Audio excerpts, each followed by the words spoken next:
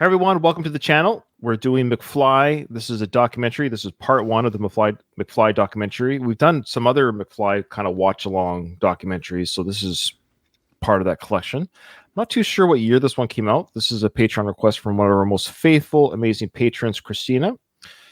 She said this is... Yay, Christina. She said this is Tom and Danny recalling where things started with the writing of their first album, Room on the Third Floor. So we've heard a few songs from that first album. Of course, we like how their albums have gotten better. I think they've gotten better as time has gone on, as they got more rocky, more rock and punch to their songs. But it will be interesting to hear their thoughts about their first album. What do you think? It will be interesting. I've always wanted to hear a little bit more about how they were formed, and I know we did see that in the longer documentary. But yeah, it's always good to get a little bit more. Agreed. Okay. Well, let's do her, shall we? Yeah, everyone thank Christina for this. So this is part one. One.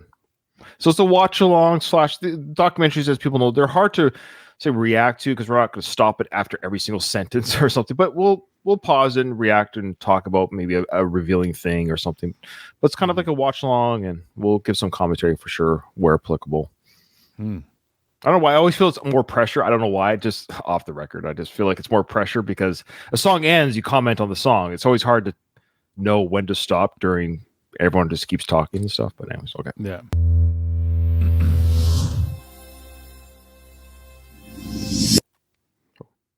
Oh, 2002. Oh, I see. That's when they wrote the album. Okay. Oh. So 2011. Well, they went back to the same hotel. It was awesome. Like, staying in a hotel was just the most fun thing. Because I don't think, when you never really stay in a hotel, especially not like when you're just on your own without supervision, just with your mate.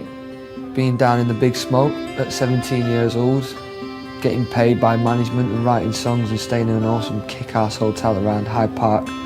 It was awesome. It was like creative time as well.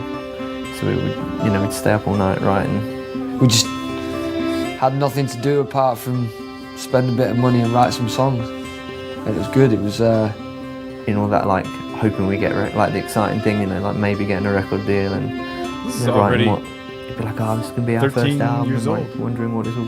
Yeah, sorry, I was going to say the same thing right at the beginning there. This is crazy. They're going back 9 years from when they first made their album. Now it's 13 years that they went back 9 years. It's time is funny. Time is a funny beast. Indeed. It's gonna be like it was bizarre because you don't really think about what you're in and what you're doing, and you don't appreciate it until you look back and think, wow, that was amazing, and how it defined us as we are today. Oh, that must be the third floor of the hotel, I guess, maybe? No, they 3 floors in their house. 1, 2, 3, 4.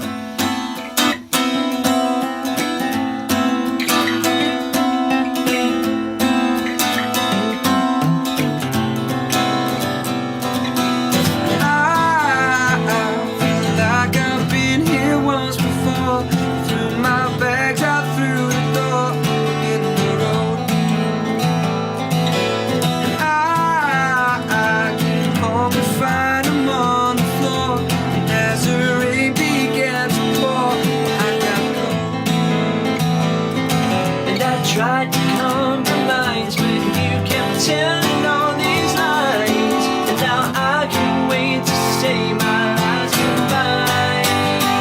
Goodbye to you, been wasting all my time. You're no longer mine, and now you left me. I can't seem to get you off my mind, but that's when I realized you had me hypnotized.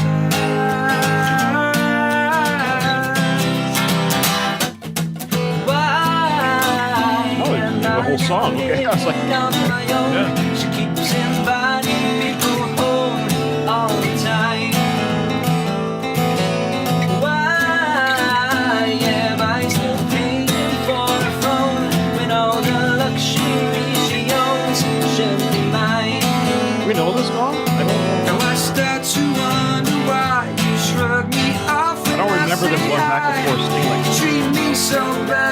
despite how hard I try. Goodbye to you, been wasting all my time. You're no longer mine. Now you left me, I can't seem to get you on my mind. And that's when I realized you had me hypnotized.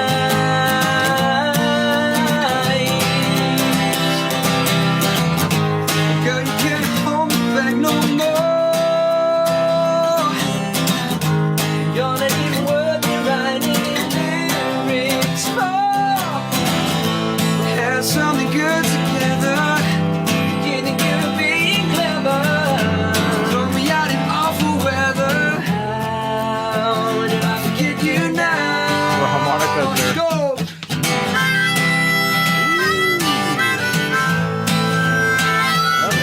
That's his Bruce. That's his Bruce. This one right there. That is old Bruce.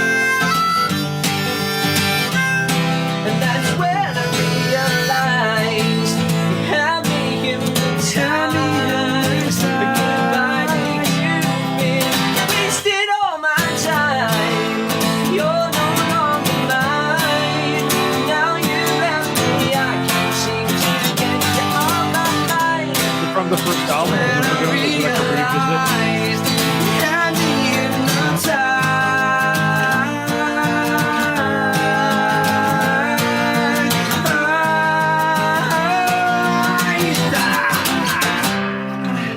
Okay, well, let's comment on the song. It's almost like a song reaction, really. So we got an Yeah. acoustic version. What do you think of the song "Hypnotized" by Danny and Tom there? I'm trying to imagine this one performed on stage. I can imagine it with the drums and Right. the guitars and stuff, and I can hear it. But I've said this about other bands, bands that do this, that take the original content and then make it acoustic. It's kind of one of my favorite things to hear. I love hearing the alternate version, probably the grassroots version of the song, because that's probably how it started. Sure. The two just jamming on two guitars, trying to figure out what works and how it sounds, and I think that's kind of what they're doing here is revisiting the roots and then doing that. The next question I had though is this is around McBusted, isn't it? This is like right before McBusted. All my timeline of that isn't very good. Christina will fill us in. She just told us here about this. So I guess any song we might hear, we haven't seen this. So I assume any song we hear them play during this documentary is from their album. I already forgot it was called "Room on the Third Floor." That's the name of the doc as well. I just thought, is the room on the third floor referring to where they wrote the album on the third floor? Is that the whole thing too? Or am I overthinking it? Or am I underthinking it? I don't know. I'm pretty sure that's what it is. Yeah. Okay. And I remember that music video with the models. Okay, so it's all from the first album. Okay. Okay, good. All right, cool. That's cool. So it's great. We're gonna get like song reactions. I don't think we've heard a lot from their first album. I know we did that one song with the plastic models, very clever video. So yeah, listening to this is funny because we talked about how I'm sure we're gonna say this with their other renditions, but you're right. Listening to just two acoustic guitars, two guys singing. There's no popness to it. And I know their first couple songs, they have some pop rock too. They're almost identified as a boy band to a certain degree because they harmonize, they all sing together, but with instruments, right? They kind of had a little bit of that flavor. I mean, they open up for One Direction, for Pete's sake. So there's a bit of that association. But when you just watch this, then the two of them singing with the acoustic guitars, you don't think that in those terms. It is a stripped down. It's not rock, but it's I don't know. So it's not rock and roll because it's acoustic guitars, but it definitely has that almost like a folksy harmonization, Beatlesque type sound to it. And I love them going back and forth with the singing. That's great, and they harmonize well together. The harmonica kicks in. Yeah, it's fantastic. Yeah, great harmonies. Really liked it. Thanks, Eliza. There you go. All right, I'm just thinking it, not over under. I'm just thinking it. Okay. All right. It's cool that we're getting songs out of this. It's like our song reactions to that album. Okay. So let us know, Christina or Eliza. The album Room on the Third Floor, when I first heard it, just made me think, wow, the music industry is actually changing for the better for once. Basically, our manager lived in this hotel. Oh. And Literally lived in this hotel. Yeah, actually, he lives in a different one now because this got refurbed and he moved. But we lived in. That sounds like a joke. He actually did live here. So we lived here with him, didn't we? Really, in the first year, we didn't really have Mcfly. Well, because Danny was from Bolton, obviously, so he came down and stayed with my family for one whole summer. And then when we were working a lot and writing in town, we came and stayed here in our own room. So we were here for like at least like 3 weeks at a time. I remember getting mini discs from Tom in Bolton. He used to send me through the post. Mini discs. He'd be like, "All right, dude, how you doing?" I would listen to it and I'd be laughing because he'd like be doing an idea. Like, I think he sent me Obviously once. It's like dun dun dun. It goes like this, and you explain how the intro goes, blah blah blah. Then your mum shouts you, "Tom!" He goes, "I want me a minute." And then carries on with the I forgot idea. we used to do that. I've got to How find weird it. was that? We It's used to have to hilarious. post mini discs up to show songwriters. Oh man. What the? Oh yeah, remember people could play instruments on iPads? Oh, is that what that is? Is that Yeah, what you can play Oh, like okay. piano, guitar, and everything on iPads. It's insane. I think that's what he's doing right there. He's playing the acoustic Okay. guitar on his iPad. That's insane.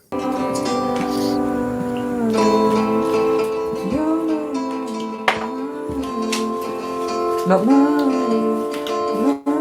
No, D major. That's D minor. Oh. One You chord. changed the D major chord. 7. It's the next one down. What? D7? D7, yeah. Right. Here we go. Goodbye to you, been wasting all my time.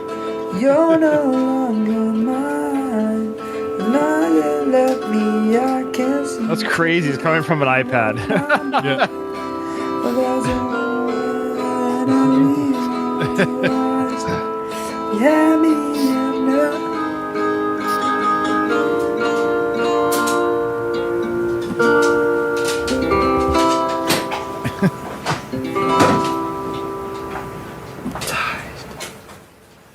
The first song that we ever wrote together on our own, like without James, was Room on the Third Floor. And it's because we'd been here for a month or like 3 weeks. Oh And it came really quick as well. Yeah, we wrote it really quick, like just in an hour or so. Don't really know, like, lyrically, they're all just about the same thing, aren't they, really? Girls. Just about girls. Yeah. I really want to get a girlfriend. Yeah. All It the songs are sucks. like that, I think. Being turned down. Somebody's yeah. cooler than you that's got the girl. That sort of thing. She Left Me is one of the best songs on the Room on the Third Floor album. It speaks volumes to people because we've all been in that situation when someone that you love leaves you. And it's just one of those songs that I'll put on when I'm feeling down, and I'll sit and I'll listen to the words, and I know that there are thousands of people out there feeling exactly the same, and I'm not alone. And thanks. Okay, so who was that talking? Sorry, I missed that. I don't know. They Oh. didn't give me context for it. Like, it sounds Okay. like almost like a fan or maybe a wife. So this is the name of the song, She Left Me. Do we know this one? Have we heard this one at a concert? Or This one sounds a little more familiar to me, okay. title wise. Yeah. It does sound familiar to me as well. Let us know. Do we know this one? But of course, we haven't heard this rendition. But I'm just for context. I just don't know if I'm hearing this for the first time or not. Okay, so cool. Okay, so I see what they're doing here. How they're doing this. This is cool. I think they're talking. Yeah. So this song was written like in an hour. So there you go. People They let leaving them messages. just leave. Okay, that's funny. And okay, it was part of the medley reaction. And that was one of the first things we did. That's like a blur at this point. Yeah. Okay.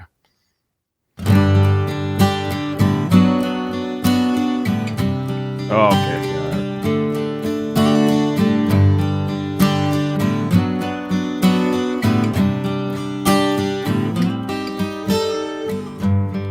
She wanted and said she didn't want to know anymore.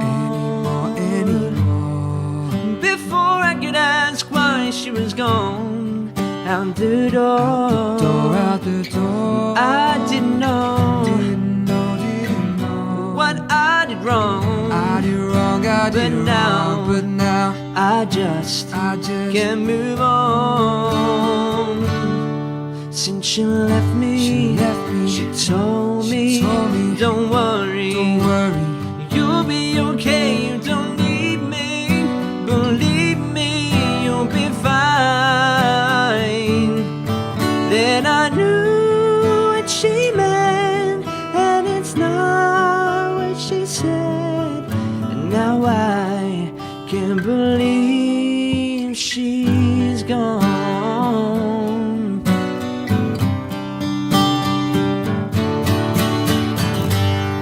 But I tried calling her up on her phone. No one's there, no one's home. But I left her messages after the tone. Ready? Loads.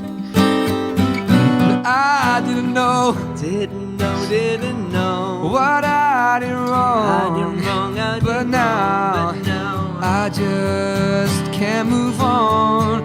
Yeah, since she left me, she told me, don't worry, you'll be okay, you don't need me, believe me, you'll be fine.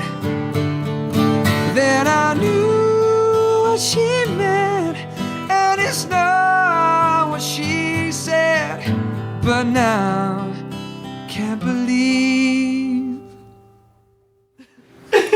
she's gone. Solo.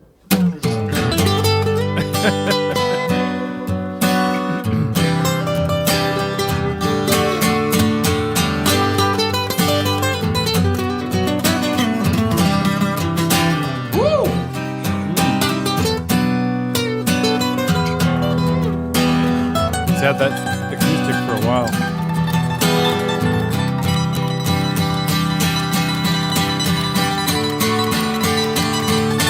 Well, since you left me, she told me, don't you worry, you'll be okay, you don't need me, oh, believe me, you'll be fine. Then I knew what she meant, and it's not what she said. Now I can't believe she's gone.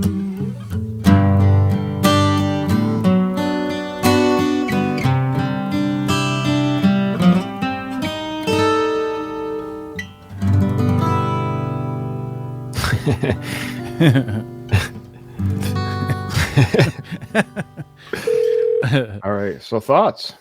I love that they kept this very like they didn't go like, okay, that's a good take. Let's try that one more time, but a little less talking in between and just tighten it up. Like they didn't do that at all. They just like, we're just gonna play it as is and whatever, solo. And they just like says it and then does it. I like that. I like that they kept all that in. It's a very like intimate song. I like the the way they're playing it. His guitar, as I was saying, I can tell he's had that a while. I used to have a guitar similar to it, not the same, that I borrowed from my dad. And yeah, you can tell when a guitar has been used a few times. That one's been used.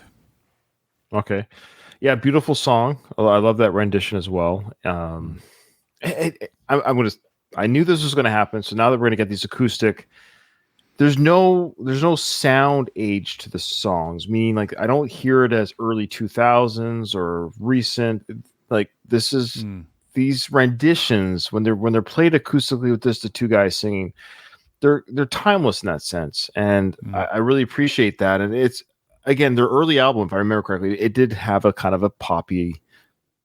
The quality of it was a little bit different than their later Power Play album, right? Like there's a different, and so this has when you strip it down to just nothing against the other two guys that aren't here, but I'm saying when you just have the two acoustic guitars and these two guys harmonizing, I suspect that Danny and Tom, they're the singer songwriters. They are the song. Are they the guys that kind of run the show in the band? I think to a certain extent. I mean, we did see their interactions with was it Dougie that it kind of struggled for a bit, and how that dynamic sometimes, interrupted things. But I'm guessing that I'm guessing it's not just them though. I feel like for sure, it feels like they're the front leaders, like they're the two that kind of are associated with the band most of the time. But I feel like in that last documentary they talked about how the songwriting credits are spread around. Okay. Very interesting. All right, yeah, great song, beautiful. And there you go.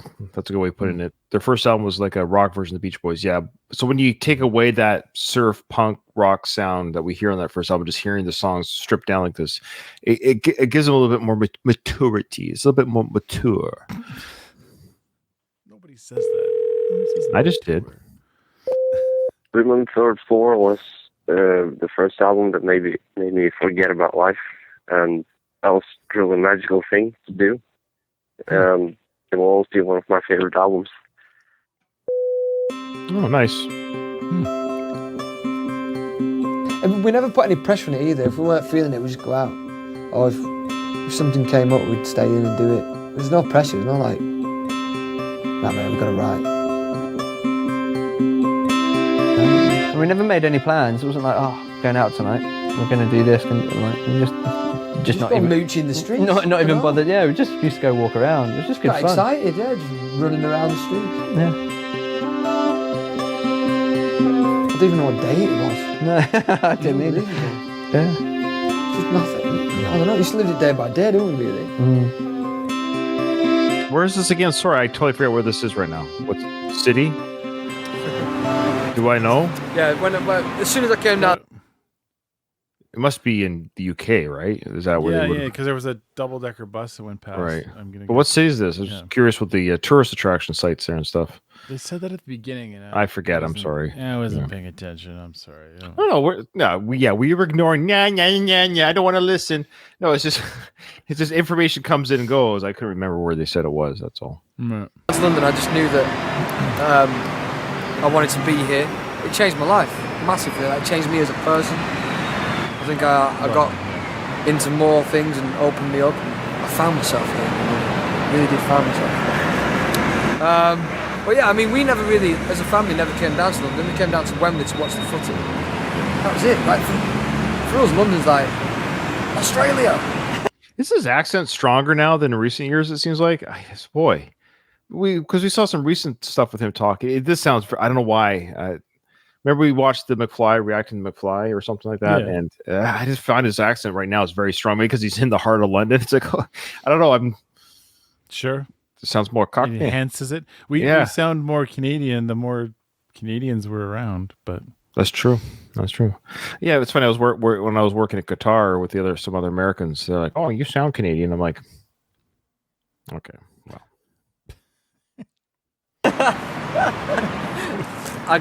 I went to school in Marylebone, so it's not that far from here. So it's always kind of, I love coming into London, but never experienced it like this, like getting to stay in, hotels and stuff. It was like another world, and staying in from like a month at a time in a hotel on Park Lane. Awesome. It's just like, and it was a whole other world. When we were doing it and when we were writing it, there was no pressure at all. It was just like, write some songs. This will last a bit and then it'll probably go on something else. We were actually setting up our life, setting up our career, and we didn't really know it. And it was a big deal, and it was a huge part of our career. And if we hadn't have stayed in this hotel and we never got our first album, we'd never be where we are. And it's a really important place for us around here. And you never really understand it or think about it until you come back. And as well, and it's how me and you really got to know each other, because we didn't grow up with each other or anything. Well, the thing is, it was awesome because we spent like a year and a half together. It was just the two of us, like looking for band members all the time. Because we were auditioning and trying to find new people and trying new like bass players and stuff out. I held a couple of auditions that just didn't find anybody, and then so we went and got a record deal, and then all of a sudden they really are the heart of it. We've got Harry and the Dougie. It opened up so many doors for us. But you never. When you know somebody's good enough and you know somebody's like right, and it works, doesn't it? I wonder what with every every band member, there's something special with this. It's awesome because I think we've been pretty lucky for a pop band to still, to come back and reminisce over 8 years, still be relevant. Interesting to call himself a pop band. Interesting. I don't think they would call themselves that even now, 13 years later. I think they would like to. I think they'd like to be called a rock band now. What do you think? Yeah, a good point. I was just thinking that how they're. Yeah, that's not their title. They would call themselves necessarily today. They might still say we play pop songs. There's no, I'm not slagging pop sounds. I love a good pop song. I actually love pop rock. I actually quite enjoy it. It's very easy listening. Like one of my favorite bands, of course, I talked about in my youth was Roxette. That's pop rock. Like I enjoy a good pop rock song. And so, but it just seems like their later albums seem to be a little bit more guitar driven, a little heavier, crunchier. Yeah. Sometimes I look at these two as they're talking, and there's no rehearsing here. They're not like, oh, like you were saying before, like, oh, let's do that again. And they're talking, and I find I appreciate the way they speak and the way they speak with each other. And I feel like even with you sometimes, like, man, I'm a bad friend sometimes. I don't. I see how other people are, and they're very giving with their time and patience. Like when Danny's talking, Tom just listens and waits. There's a pause, and then then Tom will start talking, and Danny listens. And there's no, they work together even more than you and I do work together. They've known each other at this point almost a decade. I get it, but maybe I'm sure they've butted heads. I'm not saying that, but it's just nice to see this. You can tell there's a mutual respect, and I know you and I respect each other. It's not what I mean. I'm saying me. I feel bad. I don't know. I see this sometimes when I see people interact. Like, man, I got to be better with my relationships. I want to be more like that, more slower when I talk, listen a little bit longer before I jump in. And so me, Ryan, work on things. So that's what. Well, that's my my New Year's resolution back in January was to try and make better friends. So thank you. Thank you.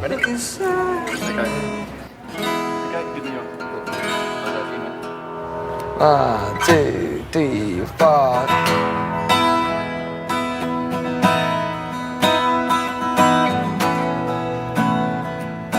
Are they busking?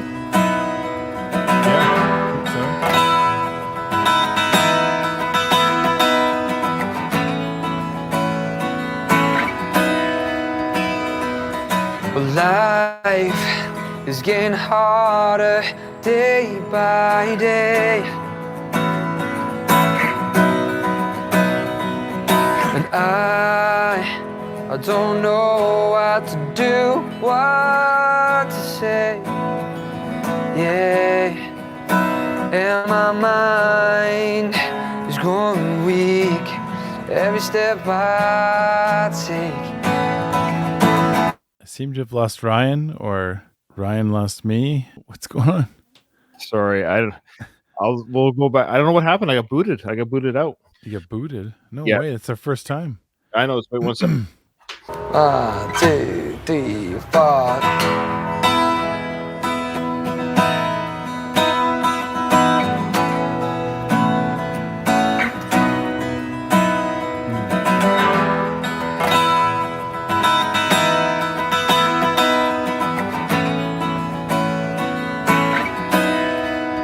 Figure out whose guitar it is that sounds so good. It's getting harder day by day, and I don't know what to do, what to say. Yeah, and my mind is growing weak every step I take. It's uncontrollable. Now they think I'm fake, but I'm not alone. No, no, no. But I'm not alone. No, no, no.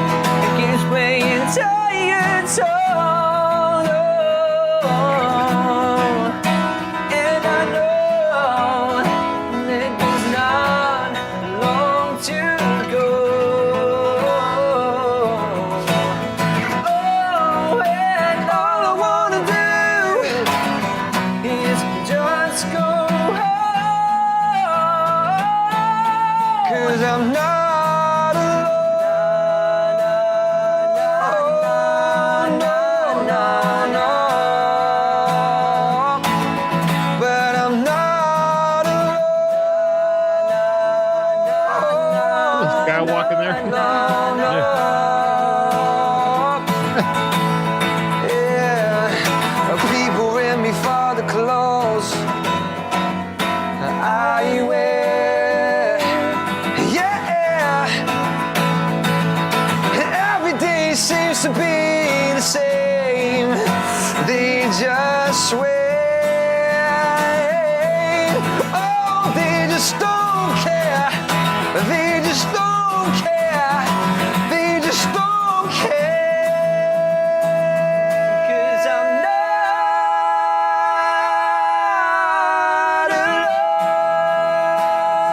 alone. No, no, no. But I'm not alone. No, no, no.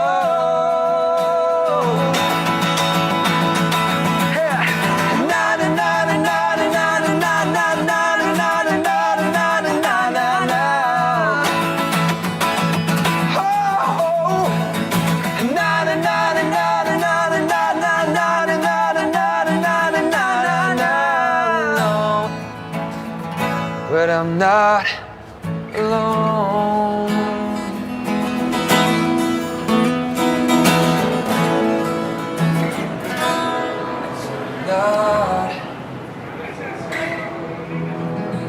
Like, okay, let's move somewhere else. Business is bad here. We're getting no tips.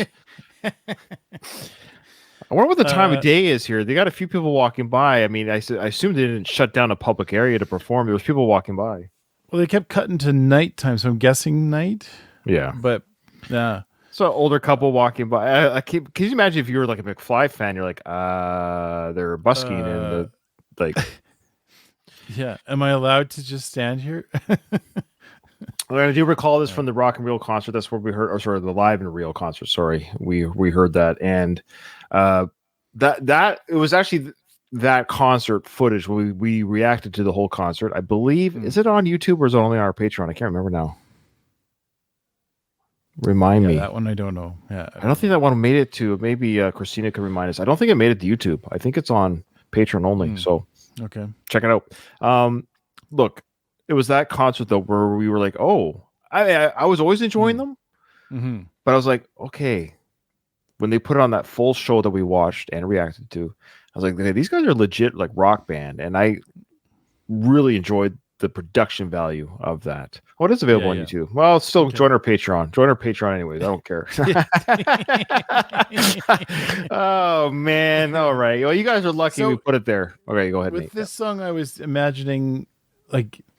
Because this is the first one. This is Danny going, I got this song I want to share. This is the equivalent of you coming to me and going, you want to join my paper route? Oh, stop it. Oh man, it'll start with that stupid paper route. Was it me asking you to join mine, or did you have one? It might have been me and you. I can't remember who said I was doing one, but didn't you have one as well? We helped each other out regardless, but yeah. We teamed up. We teamed up when we were 10 years old or 11 years old. We were better together than we were apart. Oh boy. Yeah. So I'm imagining Danny going like, okay, I got this song I want to show you, and he shows it. And I wonder what Tom's reaction to that would have been. Like, obviously he liked it because he wouldn't have been like, meh, it's all right. Right. Like, he obviously liked it because what ends up being the kicker with this is just how well their voices blend together. Right. It feels like a song that was meant to be together. So it has this like, I love that there's a story behind it that, you know, Danny's got this song. Tom takes that song, makes it better even by adding his voice to it. Yeah, it's beautiful. Yeah, it's a beautiful song. Again, stripped down acoustic, just the two, no auto tune, no special speakers on their vocals. They're just in the subway hallway or whatever that is, that, you know, cement hallway. And yeah, they're great. I love these two guys. I mean, we love all the members, but these two guys in particular, the leaders of the band, they do have a certain chemistry. They're the Paul and John of the band. You know, there's something special about these two. But unlike those two, they don't, you know, there's no Yoko. Okay, well, that's part one, done and done. Thanks for everyone who's watched it. Part two will be at a later time, a couple days from now, anyways. But if you're watching this on YouTube, Part 2 will be released shortly thereafter, or it's already out when you're watching this. So thanks to everyone who joined us live, and thank you to everyone who watches us on Patreon. We really appreciate all the support and love. McFly fans are great. They've always been very kind to us, so thank you. I'm looking forward to it. Yeah. You can be like Christina, join Patreon, request a song, and then be right here while you get to watch us react live to it. So, yeah, very cool. Thanks, everybody, for being here. We'll see you in the next one.